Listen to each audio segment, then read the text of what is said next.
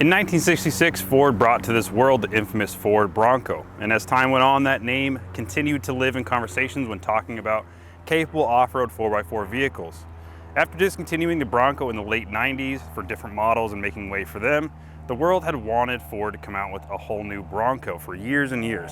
Well, it wasn't until 2021, 25 years later, that Ford announced the all-new Bronco lineup for the people. Compared to the big brother, this Bronco Sport seems a little on the smaller side, but in the subcompact segment, it actually puts up a pretty fair fight. As this is a Heritage Limited or maybe just a dressed up Badlands version, its competition is most likely going to be the Jeep Compass Trailhawk in this subcompact segment. Now, it seems like Ford took that Compass Trailhawk and kind of just tweaked the specifications and the numbers on that to get this just to have a one-up on them, but this does have a starting price of almost $10,000 more than that Compass Trailhawk. So is it worth it? I don't know. We're gonna take a look at it today and see some of the features that may or may not make it worth the extra $10,000.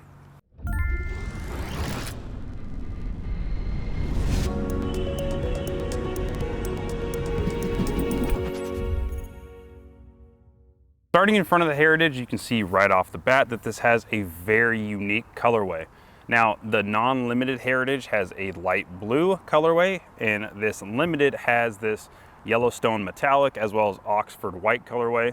And in the front, you get this contrasted Bronco lettering that kind of reminds me of a very popular fast food chain. And I kind of stole that idea from Sofian from Redline Reviews, so thank you, Sofian. And in the front, you have this contrasted red Bronco lettering, and in the middle of that Bronco lettering, you have a camera that is a 180-degree view camera that helps with the Ford Co-Pilot 360 Plus, and also when you're off-road, it helps immensely seeing what's in front of your vehicle. Now, this isn't the biggest vehicle in the world, so you do have quite a great view field when you're off-roading, but this definitely helps seeing things lower down that you can't see over that hood. As well as that camera to assist off-road, if you do get stuck, you have tow hooks that are very firmly mounted on the passenger side and the driver's side.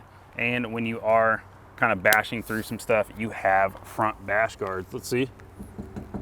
I don't know if you can hear that in my microphone, but they're kind of far underneath. There's a lot of plastic under there, but all the way underneath there, you do have metal bash guards. And this vehicle is 74.3 inches wide, so it is not the widest thing in the world, so you don't risk scratching that paint when you're going on tight trails. The bigger brother to this, obviously much, much wider, so 74.3 inches wide isn't too bad. Taking a look at the exterior of the Bronco Sport Heritage Limited, you can see that it has a fairly short wheelbase from wheel to wheel at 105.1 inches and an overall length of 172 inches.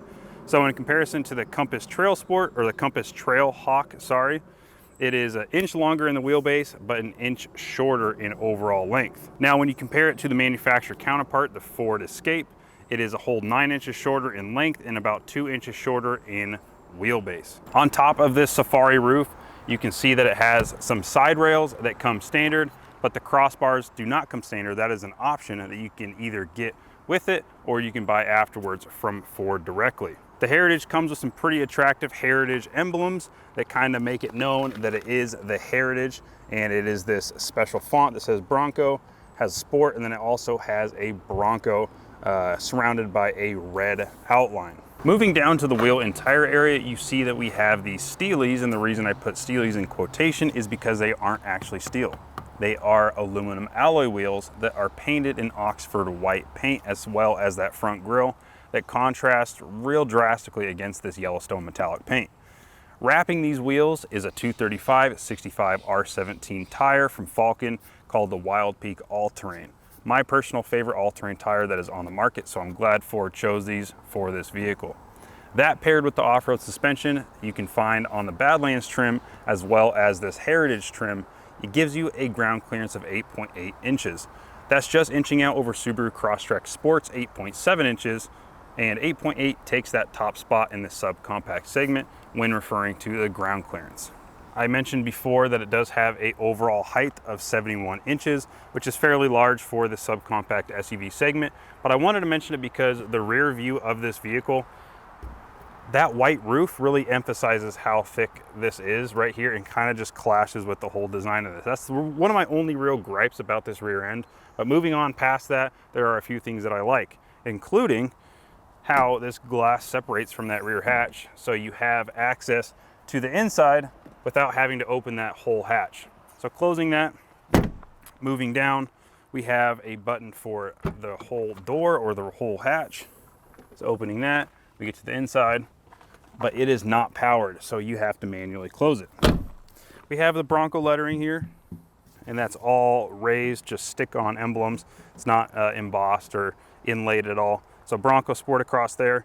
Moving down by the handles, you have a very good quality camera, and it's very nice for backing up and especially for trail use as well. Under the hood, you can find the 2-liter EcoBoost powering this Bronco Heritage Limited, paired with the 8-speed automatic gearbox. Now, since this is the Limited, you get the 2-liter EcoBoost as well as the paddle shifters behind the steering wheel. Kind of useless in a vehicle like this in my personal opinion, but it's still kind of a cool party trick to have. This engine produces 250 horsepower and 277 pound-feet of torque, and efficiency-wise, it gets 21 miles per gallon city, 26 highway, or 23 miles per gallon combined. Now, the Heritage does come in a lower trim or a smaller engine size, which is the 1.5-liter 3-cylinder that produces 181 horsepower and 190 pound-feet of torque, and that has a efficiency of 28 miles per gallon combined. Since this is the Limited with the 2-liter EcoBoost, you get the advanced all-wheel drive as well as that twin-clutch rear drive unit, and that acts as kind of a limited slip or a locking differential without all of the gears and all that kind of stuff. And you have some buttons inside that we'll go over here in a little bit that help you when off-roading to lock that rear end up. Since this is the 2-liter EcoBoost, you get the advanced 4-wheel drive as well as that twin clutch rear drive unit. And that rear drive unit acts kind of like a limited slip or a locking differential, applying power all to one wheel or splitting it evenly between the two wheels depending on traction needs when off-roading. And that actually helps on-road as well. So if you're going around a corner or accelerating through a corner, which I've actually noticed, is when you're flooring it through a corner, it applies that power to that outside wheel and just drives that rear end around, and it's really nice to have. Moving on to the front of the Bronco Sport, I find that this cabin is very spacious and very well suited for someone my size, which is kind of hard to find in the subcompact segment. This does have 42.4 inches of max legroom in the front and 39.1 inches of headroom here in the driver's seat, or in the front 2 seats. Now, I do have an 8-way power adjustable seat to get comfortable, as well as a tilting and telescoping wheel. So let me get my position here. I'm gonna go down a little bit, tilt this back, and this is where my wrists are. Feel very comfortable, and I don't feel like I'm cramped at all. Now, if I am putting someone in the back seat, someone my size, I will have to move my seat forward, but luckily enough, the pedals aren't super close to me, and I can push this steering wheel forward and make enough room for myself as well as my passenger in the rear. Now, in the passenger side, you do have a 6-way power adjustable seat, but you do not have lumbar adjustment like you do on this side. This side, you have a 2-way adjustable lumbar. My only gripe with this front seat, or this driver's seat, is it does not have any tilt on the front of the seat. So some cars, the front of the seat will actually come up a little bit and kind of cradle you a little bit more. But this actually isn't too bad. I've had some seats where they're very flat and you kind of feel like if you were to put your brakes on, you'd fall forward. But this isn't too bad. Overall, the driver's compartment is very well suited for someone my size and very comfortable and easy for long road trips. Moving on to the back seat, I find myself very comfortable as well. Like I said, I am 6'1", legs torso proportionate, and I don't find myself struggling to get comfortable back here. I have this front driver's seat where I would comfortably have it for a long distance. Now, I could probably come further back while driving, but this is a pretty comfortable spot. So right here where I'm at, I probably have 1.5 to 2 inches of legroom between my knee and the back of the seat. But legroom figures wise, we have just under 80 inches total. Now we have 4 more inches in the Ford Escape, or the Ford counterpart to the Bronco. And in headroom, we have 41.7 inches thanks to that Safari style roof. So you probably might not be able to see it here, but if I move over here, move over to this side, move my water. Sorry, I gotta have that on deck. It is 90 degrees out here. I have a massive amount of headroom. So that is one good thing for the bigger guys. You can fit pretty comfortably back here. And the seat backs have a good recline to them, so you don't feel like you're sitting too straight up. They do not have any adjustment. They do not go forward or backwards, but right where they're at, very comfortable. And then right in front of you, you have a zipper pocket, which is something I haven't seen before. So you have a zipper pocket, and then you have some lattice type straps down here. So if you wanted to hang a carabiner or something like that off of it, you can do that. Plenty of space for my feet to go under. And then not too big of a hump here. This doesn't have a traditional all-wheel drive system or four-wheel drive system where you have a big transfer case and drive shafts and things like that. So they can keep it pretty compact. So that middle hump isn't too large. Middle seat comfort, you know, you definitely feel like you're sitting on a hump. Not too bad for short distances, but someone my size, if I had like my two brothers next to me, it'd be a little tight back here. Headroom, not a problem. Again, thanks to that Safari style headroof. And I do feel like I am looking quite a bit down on the front seat. So keep that in mind if you are looking to buy this car and you are over 6 foot. Plenty of legroom, definitely maybe not for a massive road trip, but for smaller trips, not too bad. At 29 cubic feet behind that second row, we have enough space to fit, I don't know, let's see, 1, 2, maybe 3, 4, 5, 6 of these Pelican roller bags. So comparison, the Compass Trailhawk has 27.2 cubic feet behind that second row, and the Ford Escape, Ford's counterpart to the Bronco, is 37.7 cubic feet. So quite a bit more space, but that wheelbase is much longer, so keep that in mind. If you fold down that second row, you get 60.1 cubic feet, and then the Trailhawk has 59.8 cubic feet, and the Ford Escape has quite a bit more at 65.4. All that being said, let's look at some of the features this has. So if we take my camera bag, we can put this floor down. We can also store it up here. We can fit quite a bit up here, but only 30 pounds. That is what is rated for this top floor. We can take this entire floor out. So that folds in half, and it actually has a measuring stick right here, which is kind of a cool feature. But if we want to take this floor out, it's just 2 little turn latches right there, and this just pops on out. So let's move this to the side. And we have a nice texture, kind of like a hexagonal pattern here. And then underneath we have a full-size spare. If you want to access that full-size spare, you have to take this floor completely out. The back of the seat also has a rubberized texture that is removable. It's kind of like a floor mat. So if you want to clean the carpet underneath, that is easily removable. Over here, we have a button that turns on these adjustable rear lights that is on the hatch. So if you are opening this and let's say camping or something like that, it is a useful thing to have is these adjustable lights. Turn those off. We got some hooks here on the side, both sides. And then over here we have 110 volt AC power as well as 12 volt. Let's do a quick little walk around the interior. You can lock and unlock it there, just for quick reference.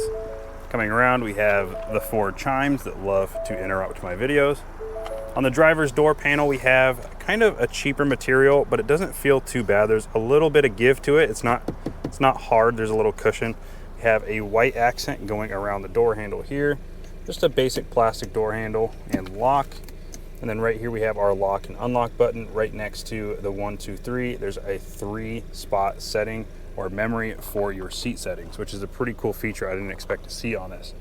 Down here we have a small strip of leather. And you know, it doesn't feel like the most quality leather in the world, but it's not too bad.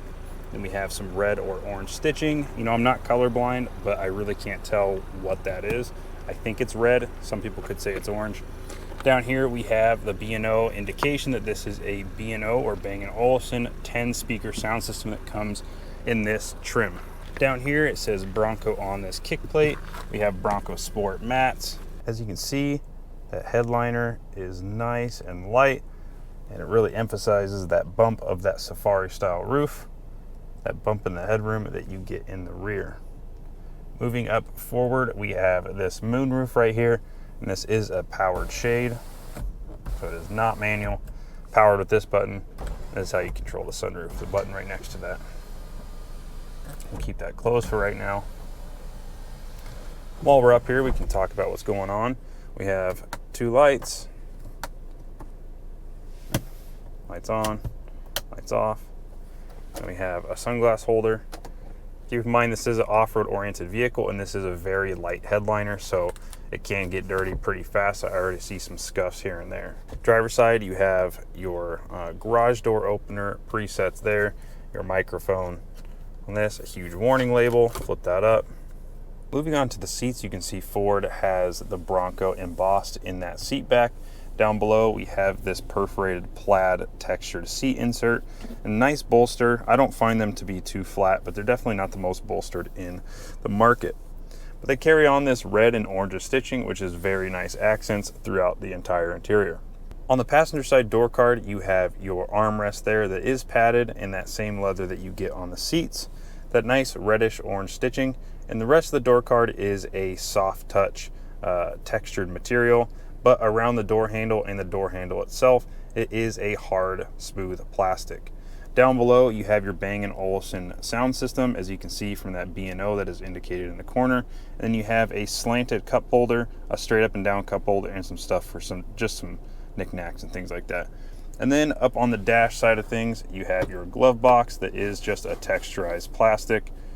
Nice and deep, pretty narrow in this area, but not too bad. You can fit your manual and some other things in there. You can find this soft touch texturized material again that does have some give to it, which is nice. It's not that hard plastic that you find in the glove box or around the door handle, and it gives it a little bit more of a quality high class feel. You have this white accent that goes around the dashboard and you can find throughout the car, up here and everything, and that does give it a nice accent line. You do have this tray right here with a rubberized textured insert, and I like to keep my key as well as my phone up there, but you can also keep your phone down here where this wireless charger is. I have it plugged in right now because I am using Apple CarPlay. Down below you have a USB-C, a USB-A, and a 12-volt outlet right there. You can see it has texture in there as well. Up here we have an 8-inch infotainment system. I've seen some reviews where people are talking about it's not the biggest or it's not the highest quality. Well, that is true, and it is not the biggest for sure, but I do feel like it is a great size for this interior. With that being said, I found this a very good viewing angle. I know the Ford Maverick, they tilted it forward a little bit, I think maybe for sunlight reflections or something of that sort, but this is perfectly straight up and down, and I have had no issues. Very responsive, and the Apple CarPlay works seamlessly. This does have Android Auto for you Android people out there. In the middle, we have the park reverse neutral drive selector that is a turn dial. I'm not a huge fan, but you do get used to it after a while. And if you want to get crazy, press that middle button, the M, and you can use your paddle shifters. Below that, we have an electronic parking brake. And down below that, you can see that this trim level gets all of the fancy doodads here. So we have the goat modes dial. So we have normal, eco, sport, slippery, mud and ruts, sand, and then finally rock crawl. In the same cluster with the goat modes, you have your trail control as well as four-wheel drive lock, rear differential lock, which engages those clutches and gives you a simulated rear locking diff. And then you have your traction control on and off. You hold that, advanced track is turning off, as you can see on there, turned off. I will turn that back on so I don't crash. Off to the right, you can see that there is a nice little placard here indicating that this is the Heritage Edition, kind of a throwback to the original Bronco. Ford Heritage Edition, and then down below it says Bronco, established in 1966. And then the cup holders seems a little weird, but we do have two normal size cup holders, and then this tiny puny little cup holder here. And as Alex pointed out in his review from a couple years ago, it is a perfect size for maybe a Red Bull or those new energy drink size cans. We have a nice padded leather for the armrest or the center console. Opening that up, you have to open it all the way up so it stays up. If you leave it halfway, it'll just close it on itself. Forgive me, I do have some things in here, my wallet and things like that to charge the cameras. But down below, you do have two USB sockets, and then you have a nice removable mat down there, so if that gets dirty, you can clean that easily. Taking a look at the steering wheel, it is a nice padded leather wrapped wheel, as well as having nice controls left and right. So on your left side, you have your follow distance for your adaptive cruise control. You have your lane keep assist, as well as turning on and off the cruise control altogether. So with that on, you can set it, or you can go down in speed, up in speed, or reset it, turn it off completely, and then like I said, your adaptive cruise control, lane keep assist. And down below we have volume down, volume up, as well as volume mute. On the right side we have some menu controls here. So if we go up here, we are currently on the calm screen. We scroll down, we are on our miles per gallon readout there. And then right there are our economy, so 192 miles driven on this tank, 17.8 miles. I know not great, but I'm testing the performance, as well as 10 hours on this tank. Below that, we have our tire pressure readouts, our intelligent four-wheel drive readout, so that shows us where the power is being distributed, and our off-road telemetry, so we can see our tilt side to side and tilt front to back, as well as if I turn the wheel, we can see that it is reading out our steering angle. Below that, it just gives us what is playing right now currently on our Apple CarPlay. So right now we have Steely Dan, Do It Again playing. Of course, Steely Dan is a great band. Again, back to the calm screen, and that is what that controls on this right side of the steering wheel, as well as your speech so that you can talk to your car, and back a track, forward a track, and also some telephone controls as well. So we have some open road ahead of us, and it's about a 65-mile-an-hour road. And so right now I'm going about 40, so I'm going to punch it and show you kind of the performance. Woo! Shift. I've had this vehicle for just over a week now, and I feel like I can give you a very accurate assessment of what I think the performance, handling, braking, and all that is in my book. So right off the bat, 0 to 60 as measured is 6.9, or around 6.7, 6.9 seconds. And then 60 to 0, I did not test that personally, but other reviewers in the past have, and they measured it at around 127 feet, which is actually a little bit further than what Alex tested it a few years ago when he had the 1.5 liter variant, which is expected. It's going to be a little bit heavier, and this has the off-road tires, so it might not actually have as good a traction while stopping or while coming to a abrupt stop like that. I feel like this vehicle has just enough power and just enough brakes to satisfy my needs. In a day and age where we have cars and trucks that have 700 horsepower, 1,000 horsepower, and even more now, which is insane to think about. Even 5 years ago, you wouldn't think cars that you could go buy at a dealership have 700 to 1,200 horsepower. But in a day and age where we have such outlandish cars, it's kind of nice when a manufacturer kind of tones it back a little bit. And you know, this isn't meant to be a performance car, but they still give you enough power, like 250 horsepower, to make it a fun vehicle to drive. Now, it's not going to have a burly V8 sound or any crazy exhaust like maybe like that Hyundai Elantra N, but you do get some turbo noises coming out of that front end, and just enough exhaust and engine noise to make it seem like you're in a performance-oriented subcompact SUV. So what rating would I give this in the handling department? I'm going to give the Ford Bronco Sport Heritage Limited a score of a B. And the reason I give it a B is because it does have some stiffer suspension, given it does have the off-road suspension that comes on that Badlands trim as well as the Heritage Limited trim. And I think that off-road suspension, there's not a ton of information online about it, but I definitely think it makes it quite a bit more stiff. So when you're going around a corner at speed, it definitely feels like it has less rollover than lower trims, which is a nice touch. But that brings me to my next point, the ride quality. The ride quality, I give it a B as well, but not just a B minus. And the reason I give it the minus, and I tack that on there, is it's stiff. It's stiff. It's great in corners, but as you're driving on a road, you come up to something with a lot of potholes or modulation in the road surface, it definitely feels rough. It definitely feels a little rough.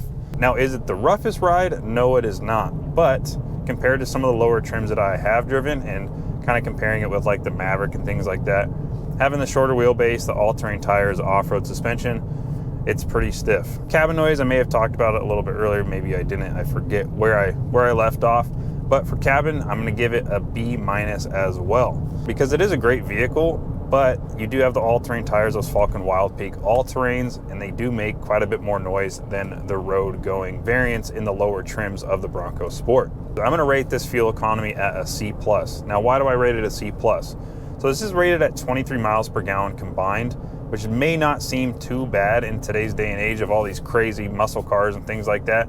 But when you look at the subcompact SUV segment, it's one of the lower combined miles per gallon you can find. So its counterpart, the Ford Escape with the 2-liter turbo, is rated at 26 miles per gallon. The Compass Trailhawk, which is probably the closest comparison to this Bronco Sport Heritage, is rated at 25 miles per gallon combined. And then if you go to the top, when you're not talking about hybrids, but top, the Hyundai Kona is rated at 32 miles per gallon combined.